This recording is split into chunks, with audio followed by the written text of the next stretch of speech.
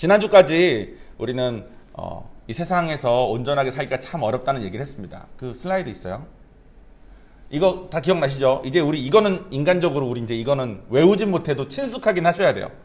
우리가 제 개인적인 생각이 아니라 에릭 에릭슨이라는 되게 유명한 신학자이자 그 발달 심리학자인 분이 수십 년 동안에 여러 사람들을 통해서 연구하고 통계낸 결과 모든 사람은 이 8단계를 벗어나지 않은 사람이 아무도 없게 이 단계들을 거치면서 살아간다고 합니다. 단계들을 거치게 되는 이유는 뭐냐면 살다가 있던 평온함이 깨지게 됐을 때 깨진 평온함을 다시 평온하게 하기 위해서 발버둥 치다가 긍정적으로나 혹은 부정적인 걸로 간다는 거죠. 뭐 예를 들면 2단계가 의사소통이잖아요.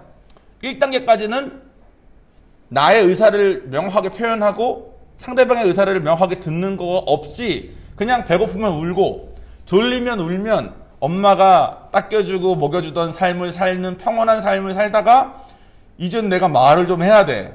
2살인데 말 안 하고 계속 울기만 하면 엄마가 가만히 안 두겠죠. 엄마도 속상하고 특별한 장애가 없는 한. 근데 말을 하면서 자기 의사를 표현하기 시작하면서 이제 어려워진 거죠. 그럼 내가 이제 어떻게 해야 되냐. 근데 내가 말을 했는데 엄마가 바쁘다고 잘 들어주지도 않아.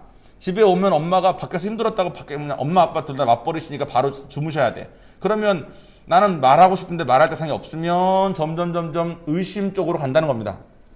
내가 표현을 해도 날 받아주지 않는구나. 근데 그때 자기에게 시간을 할애해 주면서 여러분 자녀는 제가 요한이를 낳아서 조금 키워보니까 여기서는 제가 제일 초보고 제일 경험이 없으니까 함부로 말할 수 제가 없지만 제가 말하는 거 들으면 아마 바로 이해되실 겁니다. 자녀는 저의 상황과 상관없이 저의 상태, 저의 인격, 저의 성격과 상관없이 저를 원하더라고. 자녀는 그냥 저를 사랑하더라고. 그냥 아빠니까. 아빠의 꼬라지가 이 모양인데도 사랑하더라고. 근데 그때 자녀를 내가 바빠서 못 돌보는 거가 학대랍니다. 자녀는 원하는데 물론 못 돌보는 이유가 있죠. 더 중요한 걸 위해서 했겠죠. 근데 자녀에겐 그게 학대가 된다는 거예요. 그러면 자칫 자율성이 길러져야 될 때에 의심하는 사람으로 변화해야 됩니다. 그래서 한번 부정적으로 가면 남은 삶을 부정적인 방향으로 쭉 살 가망이 아주 높대요. 아주 드라마틱한 무슨 상황이 생겨서 긍정적인 걸로 틀어지기 전에는 여러분의 삶도 한번 보십시오. 1단계 중에 8단계 중에 나는 어디서 어떻게 됐는지 잘 헷갈릴 수도 있고 어떤 분은 명확하게 난 이랬구나 하시는 분도 있을 수 있습니다. 저도 처음 이걸 배웠을 때 알지 못했어요. 그리고 지금 우리가 이걸 보면서 분석하는 게 정확하다고 말할 수 없습니다. 저는 비전문가입니다. 제가 지금 여러분들의 상황을 보면서 여러분 이렇습니다. 저렇습니다. 말할 수 없고요. 제가 저 스스로 내린 저에 대한 진단 있죠. 회피하는 장애가 있는 것 같다. 이것조차도 명확할 수 없습니다. 근데 명확하지 못한 이 장르를 왜 굳이 얘기하냐면 우리는 반드시 우리가 부서져 있다는 것을 알아야 돼. 부서져 있지 않으면 예수님은 필요가 없거든. 또 내가 부서져 있지 않으면 남이 부서져 있는 게 참 좀 불편합니다. 나는 잘났는데 쟤는 왜 저러지? 이해가 안 되네. 야 공부하면 되는 거 아니야? 이런 사람들 있어요. 야 사람들이랑 잘 놀면 되는 거 아니야? 저는 노는 걸 잘 못했거든.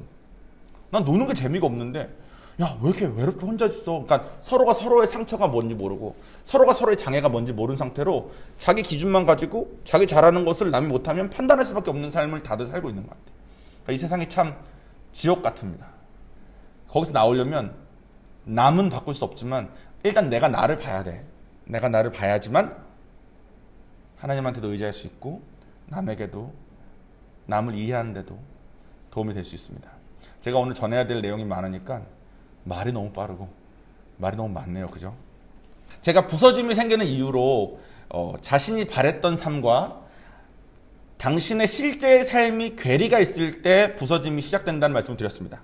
그러니까 저는 학원조차 근면하게 다닐 수 없을 만큼 성실함이 없는 사람인데 저는 세상에 살면서 나는 좀 똑똑한 편이니까 난 뭐든 하면 다 잘할 수 있어. 내가 뭘 할지 지금 고민 중이라서 그래. 내가 아직 뭘 할지 선택을 안 해서 그래.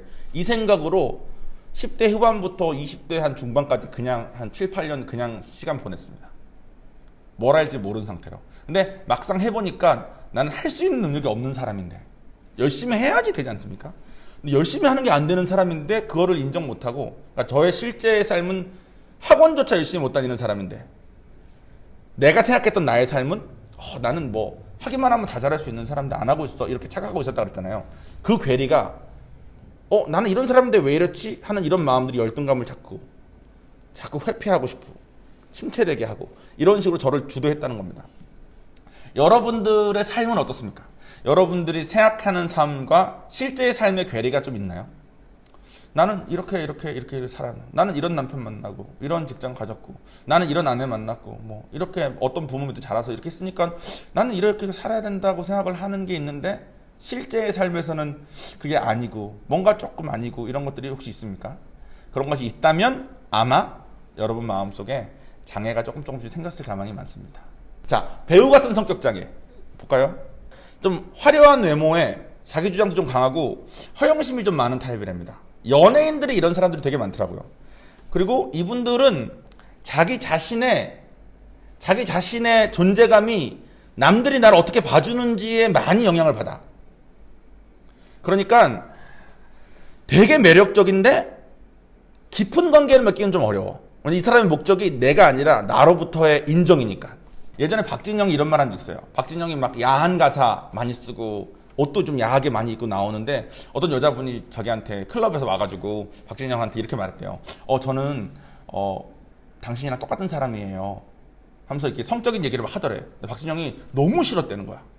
자기는 성적인 그런 것을 원하는 게 아니라 그냥 이 표현을 원했던 거라는 거예요. 저는 처음에 그걸 듣고 아니 쥐가 그렇게 옷 입고 쥐가 맨날 그런 가사 쓰면 당연히 그렇게 생각하지 했는데 이 장애를 공부하다 보니까 성적으로 매력적인 애교나 옷차림 등으로 또 야한 옷이나 이런 걸로 겉모습으로는 되게 유혹적이고 자극적인 경우가 많은데 이것의 목적이 관심과 인정이지 실제로 성적인 것을 원해서가 아닌 경우가 많대요. 자기가 인기가 좀 있으면 자존감이 올라가고 자기가 인기가 없으면 우울해지고 이런 식의 장애가 겪는 사람들이 이런 형태래요. 우리 중에 나 100% 저런데는 아니더라도 내가 저런 면이 좀 있지, 이렇게 접근하면서 봐주시면 좋겠습니다. 2번 볼게요. 2번은 제가 지난주에 말씀드린 저입니다. 자라는 동안 부모로부터 너무 큰 기대를 받거나 너무 학대당하거나 너무 무시를 당하거나 혹은 배척 같은 걸 당했을 경우에 생기는 장애래요. 나는 이렇다고 생각하는 완벽주의적인 생각으로 나를 가두는데 실제의 내 삶은 완벽하지 않으니까 사람들에게 그걸 들킬까봐 그 사람들 두고 아무 말도 안 하는데 그냥 눈빛만으로 너 뭐 아니네 이 한마디 당할까봐 두려워서 자꾸 회피하고 숨고 사람들 안 만나고 싶고 나랑 만났을 때 확실하게 나를 웰컴해 줄 사람만 만나고 그러니까 요한이 같은 나이의 아이들은 만났을 때 나에게 기대하지도 않고 나에게 뭐 수치감 주지도 않거든요. 그러니까 아이들을 만나는 건 편하고 이렇게 됩니다. 그래서 저는 예전에 그랬죠. 예수님 안 만났으면 고시원 같은 데 들어가서 라면 끓여 먹고 아무도 안 만났을 거라고. 근데 내가 보니까 이 장애가 저는 있는 것 같아요. 여기서 나오려면 자기 주장을 안전하게 그냥 할 수 있는 환경에 자꾸 노출이 돼야 된대.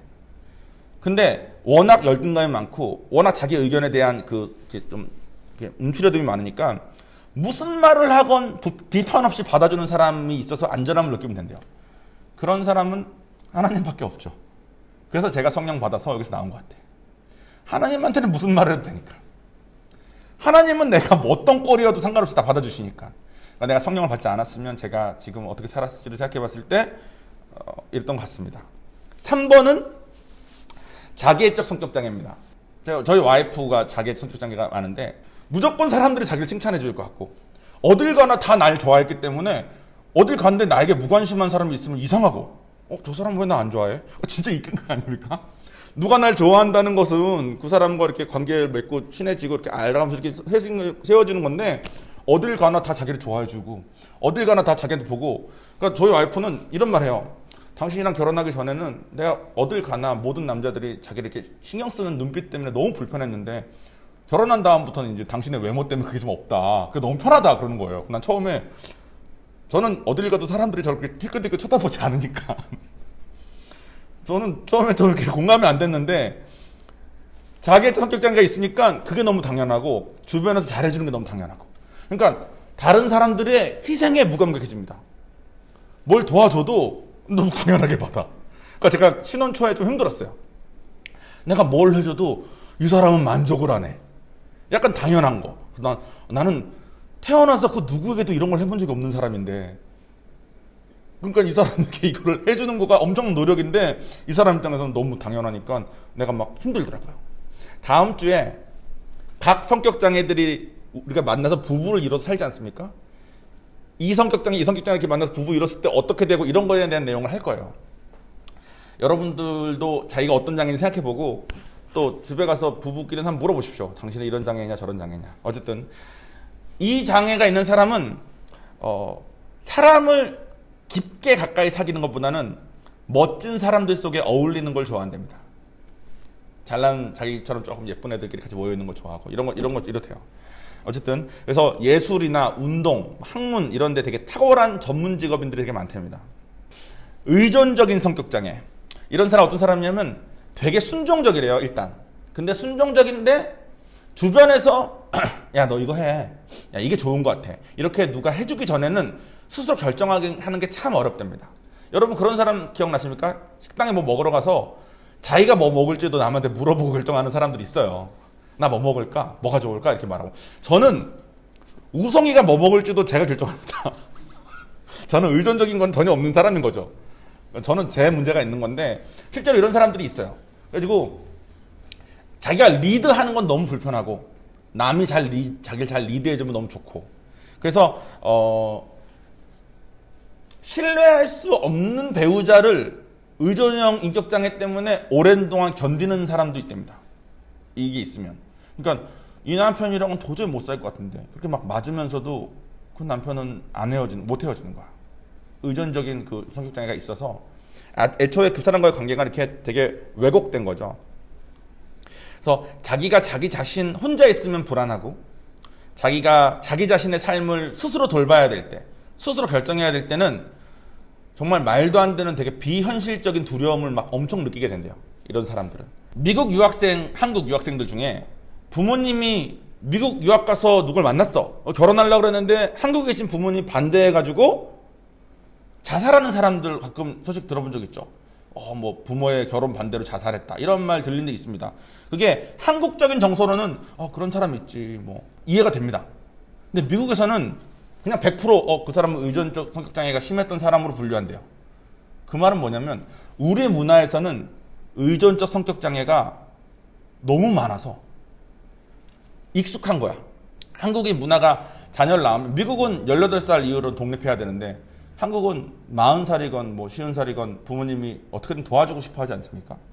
근데 그게 결국은 좋은 점도 있지만 의존적 성격장애를 엄청나게 만든 겁니다. 사람들이 스스로 건드리기가 너무 어렵고 부모님이 결정 다 해주고 제일 좋은 걸로 알려줬고 실패 안 해도 되게 부모님이 잘 도와주신 것 덕분에 세상에서 실패는 하진 않았지만 의존적 성격장애가 엄청나게 심해진 상태로 산다고 합니다. 자, 다음은 강박적 성격장애입니다. 이거는 자칫 잘못 보면 성격장애가 아닌 것처럼 보여요. 왜냐면 일단 이 사람들은 자기의 표준이 높대요. 내가 뭐 하면 이 정도는 해야지. 표준이 높은데 완벽주의자야. 그러니까 아까 저처럼 회피성 인격장애가 있는 사람은 남들한테 뭐라고 말을 들을까봐 자기를 보호하기 위해서 완벽주의자가 된 건데 이 사람들은 자기가 애초에 기준이 높아. 왜냐면 이 사람들은 무슨 숙제해라. 그럼 숙제를 다 하는 게 너무 당연한 사람들이래요. 공부 다 외워와. 그럼 그걸 다 외워가는 게 당연한 사람들이래요. 그래서 이 사람들은 공부를 잘할 수밖에 없답니다. 그래서 박사학위 소유자들 중에 여기 몇 분 계신 것 같은데 이 경우가 되게 많대요. 아마 본인은 아니어도 옆에서 많이 봤을 거예요. 이분들은 일과 소유에 대한 완벽주의가 있어서 인간관계의 필요성을 못 느끼거나 인간관계도 일의 일환으로 볼 때가 많답니다. 옳은 일을 하려고 강직한 마음이 있대. 이건 되게 좋은 덕목이잖아요. 이건 도덕적이야. 그러니까 스스로가 기준이 높으니까 그 기준을 위해서 도덕적이기도 하고 강직하고 타협하지 않고 세상에 어려운 일이 있어도 끝까지 해내고 이런 좋은 점들이 많이 있는데 이것을 가지고 있는 것 때문에 그렇게 못하는 다른 사람을 엄청나게 비판하려고 본답니다. 그래서 그렇지 못한 사람들을 자연스럽게 지배하는 삶을 살게 된대요. 자기는 지배하려고 하지도 않는데 이미 지배를 하고 있는 거지. 자기는 옳고 자기는 맞고 저 사람들은 좀 부족하고 틀렸으니까. 그래서 생각이 좀 흑과 백으로 딱 있대요. 그래서 이게 회색은 없고 이건 무조건 맞는 거, 이건 틀린 거. 딱 생각이 딱 완고하게 고조돼서 좀 고집도 세고 인색하고 또 자기가 지금 여기 있는 데서 어떤 정도 위치인지가 좀 되게 민감하고. 그래서 이런 사람들은 자기가 세워놓은 자기 표준에 얽매여서 진짜 중요한 거, 사람과 사람 사이의 사랑, 뭐 그런 관계 이런 것들을 잃고 산답니다.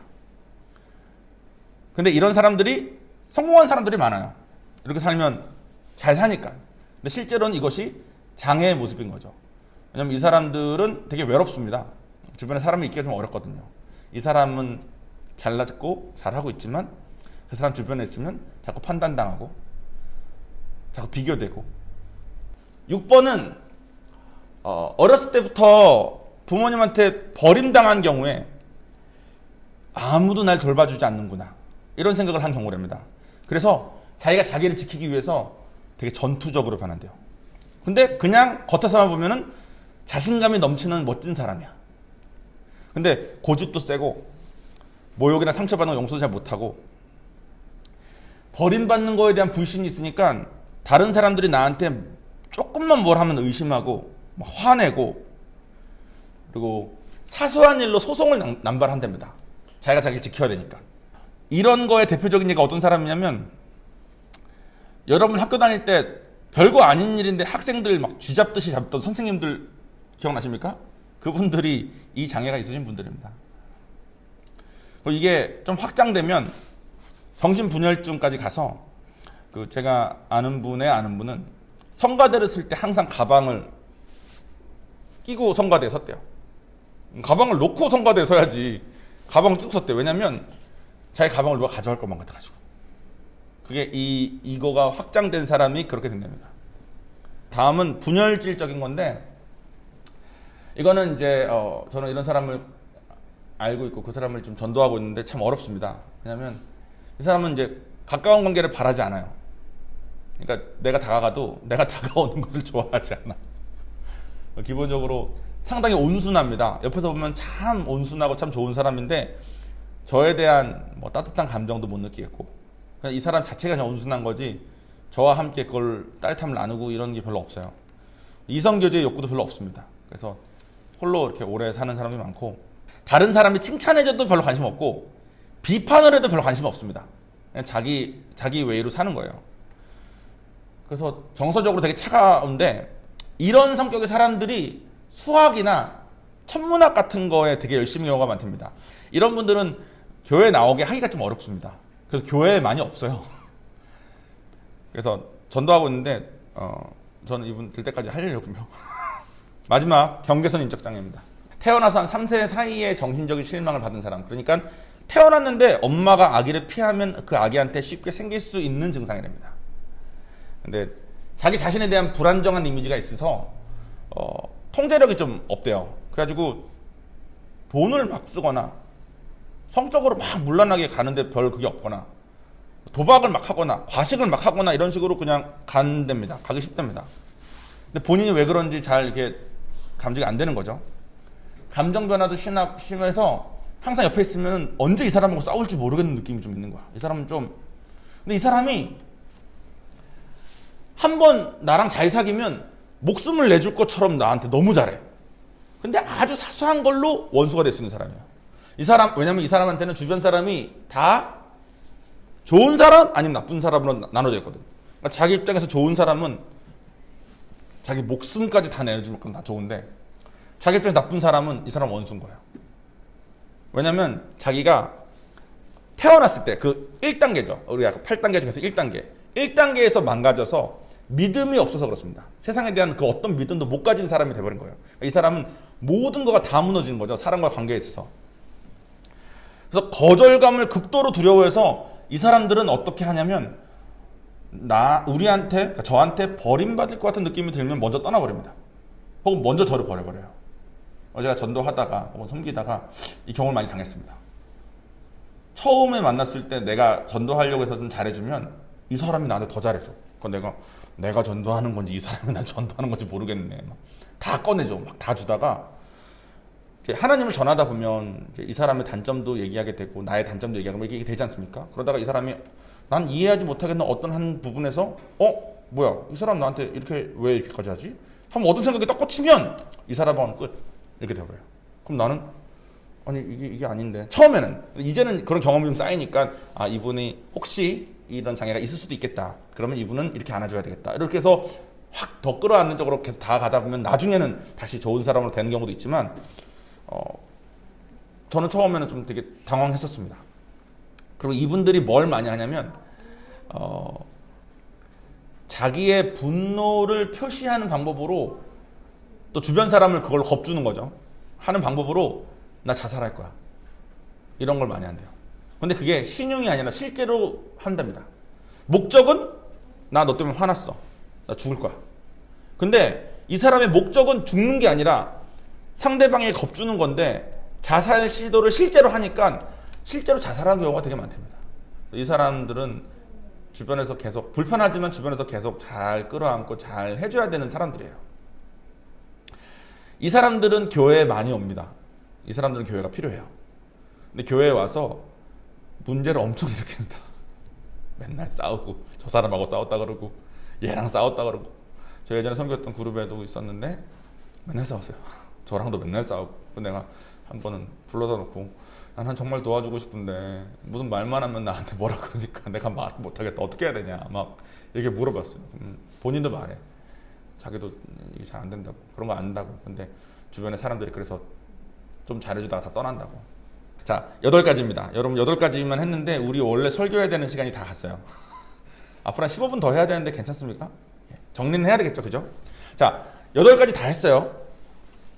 뭐 제가 설명을 잘 못한 것도 있긴 한데 어쨌든 유튜브를 다시 보서라도 자기가 어디에 속하는지 한번 생각을 한번 해보세요. 자기가 자기를 보는 게 그렇게 어렵습니다. 그래서 여러분들이 자기를 보기 어렵다 그러면 그게 어떤 의미에서는 당연할 수 있어요. 우리가 객관적으로 자기 자신을 바라볼 기회가 잘 없지 않습니까? 근데 자기를 바라보는 게 아주 중요합니다. 그러지 않으면 예수님한테 가기가 어려우니까. 또 어떤 장애들은 좀 좋아 보입니다. 세상 살 때. 그러면 자기애가 있는 사람들은 왠지 자화상이 좋은 것 같잖아요. 자기가 막 자기를 좋게 보니까, 그죠? 그리고 강박, 아까 제가 그랬죠? 강박 같은 경우는 자기에 대한 기준이 높아가지고 완벽주의자이기 때문에 세상에서 성과를 아주 잘 냅니다. 1번, 배우 같은 성격장애. 연예인들은 저거 있는 사람과 없는 사람으로 구분돼요. 저거 있는 사람들이 훨씬 잘해요. 그리고 아까 7번, 분열적인 무슨 수학자 같은 세상에서는 밝혀낼 수 없는 그런 수학을 하는 사람도 있지 않습니까? 좋아 보이는 것들이 있는데, 실제로, 저가 다는 모르지만 몇 가지만 예를 들자면, 배우 같은 성격장애 연예인들이나 강박적인 성격장애, 이 성과를 많이 내신 분들이 공통적으로 가지고 있는 정신질환이 공황장애입니다. 자기가 원하는 것과 실제의 괴리가 있을 때 견디지 못하는 거예요. 연예인처럼 남들이 인정해주고 항상 탑배우로 항상 해서 쭉 계속 잘 되면 괜찮을지 모르겠지만 그걸 어떤 사람이 항상 유지하고 살겠습니까? 강박에 있는 사람이 자신의 기준을 높여놓고 완벽하게 해서 세상에서 남들보다 앞서고 잘 사는데 세상에 잘난 사람이 얼마나 많아요. 그죠? 그 사람들과 경쟁해서 내가 삐끗하거나 한번 잘못되거나 하는 경우가 있지 않겠습니까? 그럴 때 오는 그 정신적인 그 스트레스와 부담을 사람이 견디지 못하는 거예요. 그러니까 공통적으로 그분들에게 공황장애가 있답니다. 많이들. 근데 이건 그런 통계가 있다는 거지 제가 진단해서 말하는 건 아닙니다. 그리고 제가 와이프한테 들은 건데 우리가 지금 ADHD라는 말 있지 않습니까? 그 주의력 결핍된 아이들. 그 아이들이 지금의 이 문명사회 말고 아직까지 존재하고 있는 부족사회들 있잖아요. 부족사회에서 추장감이랍니다. 부족사회 추장은 너무나 많은 일들을 다뤄야 돼요. 이것도 다루고 동물 잡아왔는데 어떻게든 다루고 다루고 근데 그거에 대한 에너지도 엄청 많이 필요하고 막 다녀야 되고 막 이렇게 정신없이 있어야 되는 그런 모습으로 살아야 되는데 실제로 현재 우리 세상에서는 일반적인 사회에서는 ADHD면은 그 사람은 이제 주의력이 너무 결핍된 사람이고 에너지가 너무 많으니까 이걸 컨트롤하기가 어려워서 사회에 적응하기 어려운 사람으로 분류되지 않습니까? 근데 부족 사회에서는 그 사람들이 추장들이래요. 그렇게 막 모든 것에 다 관여할 수 있는 능력이 있고 에너지도 있으면서 막 모든 것을 다 이렇게 주의를 막 산란하게 다 볼 수 있는 사람이니까. 그러니까 어떤 거는 우리 눈에 좋아 보일 수 있겠지만 실제로는 다 그냥 장애라는 거야. 다 부서짐이라는 거야. 연예인들이 모델적 성격장애와 자기애적 성격장애가 있으면 좋은 것 같지만 또 실제로 그게 좋게 사용될 수도 있지만 실제로 그 사람의 삶 자체, 그 사람의 마음 상태를 봤을 때는 그게 결국은 이제 공황장애로 이끌 수밖에 없는 안 좋은 요인으로 작용한다는 거죠. 그리고 세상의 학문은 이런 정신장애들은 고치기가 거의 불가능하다고 말한답니다. 근데 이 장애가 있는 사람들이 교회에 오면 다 나을 것 같아요. 그죠? 우리도 장애가, 저도 장애가 있지 않습니까? 장애가 있는 제가 교회에 와서 하나님께 의지하고 열심히 기도하고 하면 다 나을 것 같아. 그런데 실제로 현실로 보면 그렇지 못한 경우가 더 많습니다. 모델 같은 성격장애를, 배우 같은 성격장애를 가진 사람은 교회에 와서도 자기 장애를 그대로 가진 상태로 사람들이 날 봐주길 원한답니다. 교회에 와서 사람들이 나를 계속 봐주길 원하고, 회피하는 사람들은, 저 같은 사람은 사람은 싫고 하나님만 원해. 손 드시네 저기. 저랑 비슷한 같은 장애를 안고.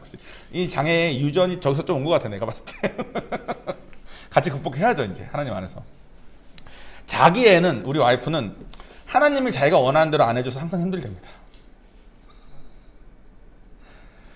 의존적인 성격장애 가진 사람은 주변에 좋은 사람이 있으면 신앙생활 잘 가다가 좋은 공동체가 아니라 혹은 공동체에서 자기랑 안 맞는 사람이 있거나 불편한 사람이 생기면 쓰러집니다.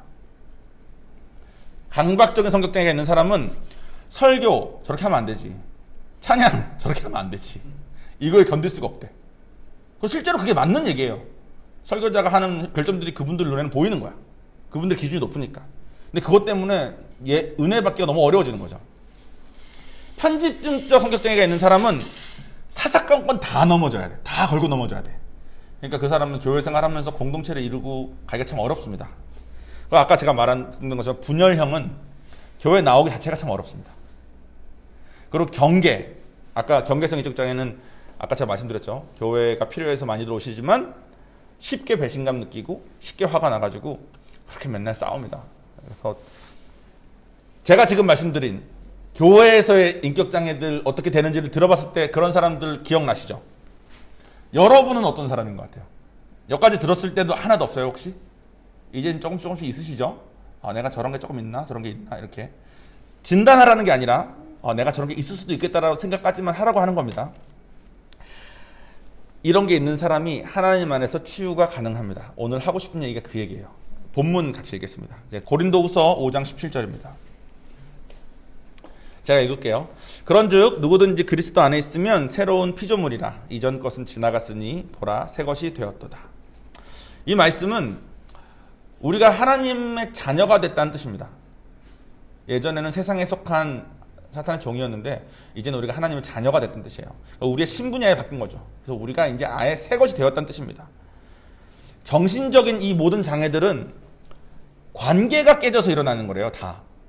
뭐 하고 싶었던 일이 잘 돼서 뭐 안 돼서 이게 아니라 뭐 어렸을 때 뭐 학대당하고 내가 엄마한테 이런 걸 바랬는데 그걸 못 받고 뭐 이런 식 관계의 결핍이래요.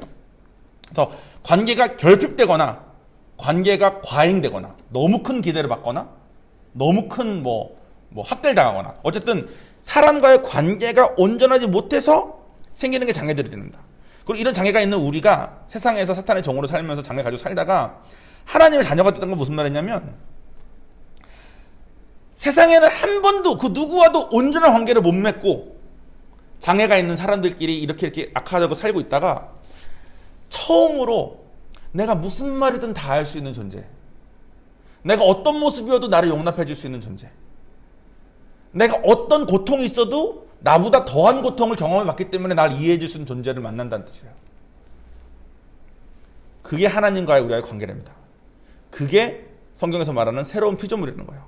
그러면 나 성령 받았는데 그럼 나 새로운 피조물이잖아. 그럼 나 변해야지. 나 아직 안 변했는데, 나 아직 이러고 있는데 라고 생각하시는 분들은 한 가지가 미싱이어서 그래. 간단히 말하면 이거예요. 신앙생활 안 하고 종교생활 해서 그래요. 그러니까 하나님하고 관계 맺는 거에 관심이 없어.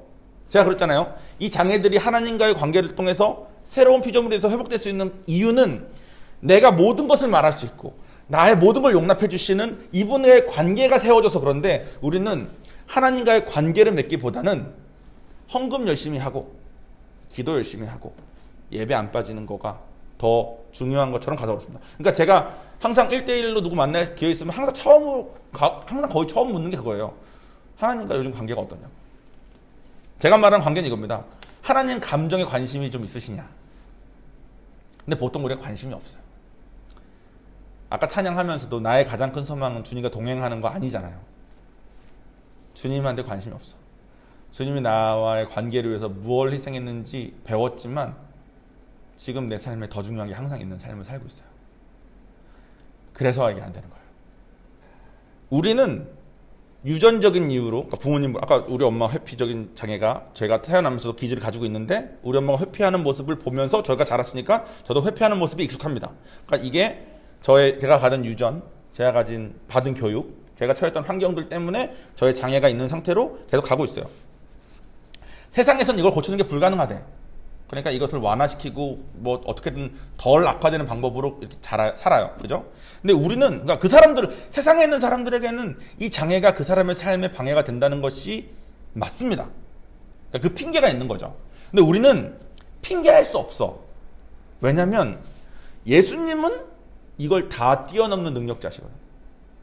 예수님을 우리가, 완전한 예수님을 우리가 의지하면 주님께서 거기서 꺼내줄 수 있는데 여기까지만 들으면 많이 들은 거예요. 우리가 그 자유가 있어요. 우리가 세상에서는 불가능한데 우리는 예수님의 자녀가 됐기 때문에 새로운 피조물이어서 우리는 거기서 나올 수 있는 길이 열렸어.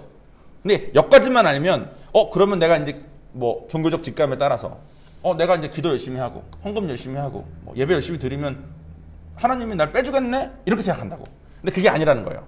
하나님이 내가 너희에게 나올 수 있는 길을 열어줄게. 넌 이제 성령 받을 때 할 수 있어. 그리고 나오기 위해서 너희는 이거를 해라 라는 성경에 쓰여져 있어.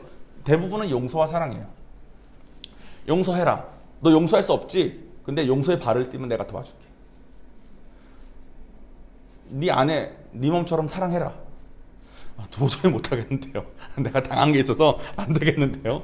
하나님이 아내의 조건과 상관없이 사랑해라. 근데 사랑하기 못하겠는 이유가 너무 많은 거죠. 그러니까 하나님께서 길을 열어주시고 방법을 성경에 적어주셨는데 우리가 그거를 못할 이유가 너무 많아서 하지 않습니다. 하지 않고 내가 할 수 있는, 내 마음에 드는, 내 생각에 옳은 것을 열심히 하고 살아요. 그래서 제가 아까 말씀드린 것처럼 이 장애를 가지고 교회에 와서 장애를 가진 채 계속 사는 사람들이 대부분이에요. 그런데 우리는 핑계할 수 없다는 거예요. 여기서 나올 수 있는 자유의 길을 얻었고 그 자유의 길을 얻은 거에 대한 책임을 져야 돼. 그러니까 우리가 책임감을 반드시 가져야 돼. 어떤 책임이냐?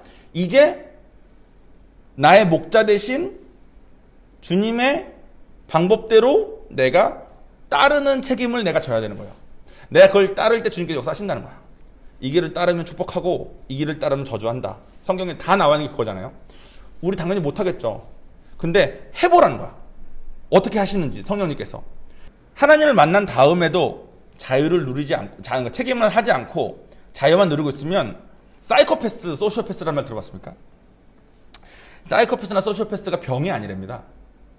이게 인간에게 점차 세워진 습성이래요. 사이코패스는 조금 심해요. 그 사이코패스는 유전으로만 된답니다.